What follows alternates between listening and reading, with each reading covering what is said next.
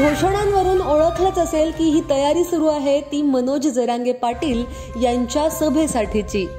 मराठा समाजाच्या आरक्षणाच्या मागणीसाठी 7 डिसेंबरला हिंगोली औंढा रस्त्यावरच्या डिग्रज फाटा इथे सभा होतीये। त्या सभेला येणाऱ्या मराठी बांधवांसाठी हा असा पुरी ठेच्याचा बेत केला जातोय। त्यासाठी अख्खं लाख गाव एकत्र येऊन कामाला लागले।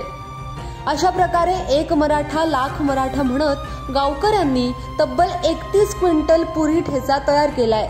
मुख्य म्हणजे हे सगळं करण्यासाठी काही फक्त मराठा समाजाची लोक नाहीयेत, तर औंढा नागनाथ तालुक्यातल्या लाख या गावात सर्व जाती धर्माच्या ग्रामस्थांनी एकत्र येऊन ही तयारी केली आहे। अगदी मंगळवारपासूनच गावातल्या शेकडो महिला आणि पुरुषांनी पुरी ठेचा तयार करण्याच्या कामाला सुरुवात केली। यासाठी 31 क्विंटलहून अधिक पीठ, तेल, 4 क्विंटल मिरची, 1 क्विंटल लसूण आणि 50 किलो जिरे असं सगळं साहित्य वापरण्यात आलंय। यांच्या या तयारीची सध्या अगदी सोशल मीडियावरही चांगलीच चर्चा होतीये।